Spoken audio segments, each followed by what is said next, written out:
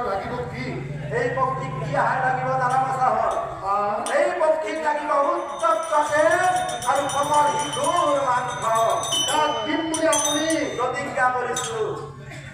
ইয়াই দিম বুলি আপুনি সত্যত আবদ্ধ হৈছে কোমল মাংস হ'লে হ'ব লাগিব সিঁদুৰ মাংস অত্যন্ত তেজ হ'ব লাগিলে জীৱিত সিঁদুৰ মাংস জীৱিত শিশু হ'ব পক্ষীৰ আহাৰ মানে এই পক্ষীৰ আহাৰ হ'ব লাগিলে আমি কাৰোবাৰ ঘৰত সন্তান ধৰিব লাগিব যে বাছা কাণৰ দেহাৰে পক্ষীৰ ক্ষুধা নিবাৰণ কৰিব কেতিয়াও নোৱাৰা এইটো হ'ব আমাৰ মহাপাপ গতিকে মোৰ আমি কি পালন কৰিব লাগে তোমালোকে কি কৰিব লাগিব জানা তোমালোকে হ'ব লাগিব পক্ষীৰ আহাৰ আমি হ'ব লাগিব এই পক্ষীৰ আহাৰ হয় অসম্ভৱ চিন্তা অসম্ভৱ মানে এই বাক্য পালন কৰিব নোৱাৰা অতিথি পালন কৰিব লাগে সঁচা কিন্তু অতিথিয়েও আতিথ্য মৰ্যাদা দি ৰাখিব লাগে অতিথিয়ে যে নিজৰ মৰ্যাদা ৰাখিব লাগে এই কথাখিনি বাৰু কোন শিকা আছে জানে আচ্ছা ক'ত আছে ইয়াৰ এটা সুন্দৰ উদাহৰণ আছে মহাভাৰতত মহাভাৰতৰ উদাহৰণ এটা সুন্দৰ উদাহৰণ আছে আচ্ছা কেনেকুৱা উদাহৰণ চোৱাচোন পূৰ্বতে এজন বিকটধ্বজ নামৰ ৰজা আছিল যেতিয়া বিকটধ্বজ নামে ৰজা আছিল এই বিকটধ্বজ ৰজাই গৈছিলে বিভিন্ন অৰণ্যত মৃগ চিকাৰ কৰাৰ কাৰণে হাতত ধনুহৰ লৈ মৃগ চিকাৰ কৰাৰ কাৰণে অৰণ্যৰ ভিতৰত সোমাই গৈছিল সেই অৰণ্যৰ মাজত চাচোন সেই অগণ্য অৰণ্যত এনেকুৱা ধুমুহা বৰষুণ আহিল এনেকুৱা তাত বৰ সৈন্য পথ কৰিলে ৰজা কোনফালে গুচি গ'ল ৰজাই গমে নাপালে মানে পূব পশ্চিম উত্তৰ দক্ষিণ দিশে ধৰিব নোৱাৰা সেই ধৰিব নোৱাৰা হৈ গ'ল তেতিয়া চাচোন লাহে লাহে ধ্যান নামি আহিল তেতিয়া ৰজাই বোলে চিন্তা কৰে এই অৰণ্যৰ পৰা আৰু মই কেনেকে ওলাই যাম আজি যে মই ইয়াৰ পৰা ওলাই যাম এইটো মিছা কথা মই ইয়াতে আশ্ৰয় ল'ব লাগিল ক'ৰবাত আচ্ছা কোনখিনি ঠাইত মই আশ্ৰয় ল'ম চাচোন ডাঙৰ গছ এডালৰ তলত মতাভিন্নভাৱে বহি থাকিল মানে আজি মোৰ এৰিয়ে ঘৰ ইয়াতে ল'ম মই আজি আশ্ৰয়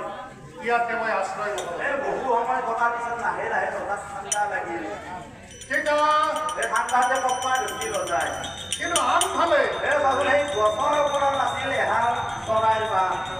তাৰ মতামুখী লৈ চিন্তা কৰে এই ৰজা হৈছে আমাৰ ৰাজ্যৰে ৰজা কিন্তু বেচেৰাক দেখিছা ইমান ঠাণ্ডাত পকি আছে আমি আমাৰ যিহেতু অতিথি আজি আমাৰ ঘৰত যদি অতিথি আহিল হয় নিশ্চয় আমি পালন কৰিব লাগে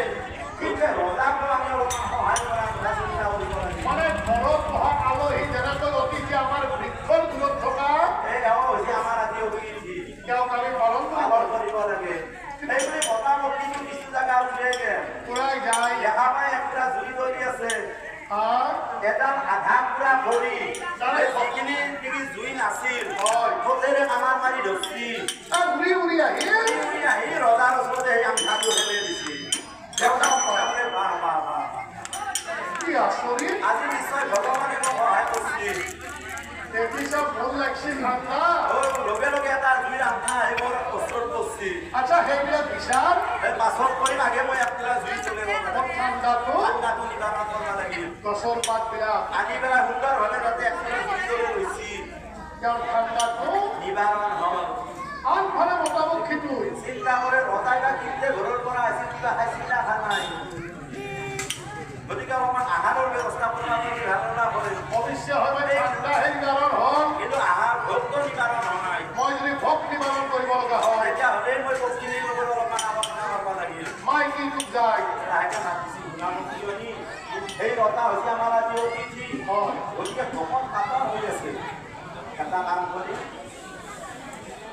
মই এই ৰজাৰ আহাৰ হৈ গুচি যাম তুমি থাকিবা মোৰ পুত্ৰসকলক লালন পালন কৰি থাকিবা কাৰণ আমাৰ 100টা পোৱালি আছে সেই 100টা পোৱালিক লালন পালন কৰাৰ কাৰণে মাকজনীৰ খুব দৰকাৰ গতিকে তুমি লালন পালন কৰিবা মই ৰজাৰ আহাৰ হৈ পেলাই ৰজা প্ৰভু আপুনি এনেকুৱা নিজানৰ কথা কিয় কয় আপুনি যাব নালাগে মই যাওঁ নেকি নালাগে যদি মাকৰ মৃত্যু হয় ল'ৰা ছোৱালী সদায় আলয় আঁচনি হয় আমাৰ মানুহৰে চোৱাচোন যদি মাকগৰাকীৰ মৃত্যু হয় তেনে আলয় আঁচনিৰ অৱস্থা নহয় বাপা আপুনি মাকে হাতত ধৰি নিঘৰত খুজি আনিব তথাপিতো প্ৰতিটো লালন পালন কৰিব মাক হয়তো সেই অৱস্থা নহয় সেইকাৰণে মামৰ ওচৰত সন্তান সদায় সুৰক্ষিত আকৌ ওচৰত সন্তান যে বাপাকে এই চাচোন ৰজা আহাৰ হৈ সন্মুখত যাই কৰি ৰজা চিন্তা কৰে বা নিশ্চয় ভগৱানে আজি সহায় কৰি আছে চাব খাই থাক লাহে লাহে সব মালিক কৰে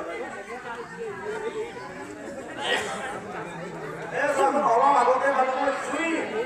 আৰু সন্মুখত পালো এটা মই পক্ষী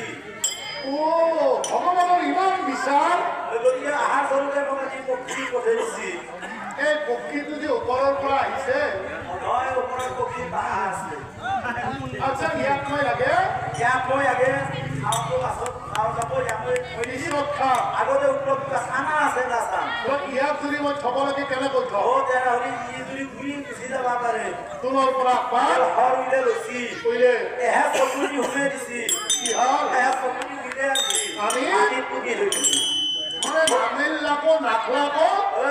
আধা মৰা হৈ থাকিল কানা হৈ থাকে সৰৰ বিধাত কৰি থাকে চকু বন্ধ কৰি ৰজা গছৰ ওপৰত উঠি গৈছি যেতিয়া উঠি গ'ল মাইকী পক্ষীটো ভয় আধা বেলেগ গছৰ ওলাই দি যাই পৰিল প্ৰাণৰ ভয়ত যেতিয়া আপুনি গুচি গ'ল সেইকেইটা নেকি এশটা পোৱালি আছিল বাহা হৈছে তলক গেলি তললৈ নামে আনছি আমি চিন্তা কৰে পুৰা পক্ষীটো মই মাছৰ খাম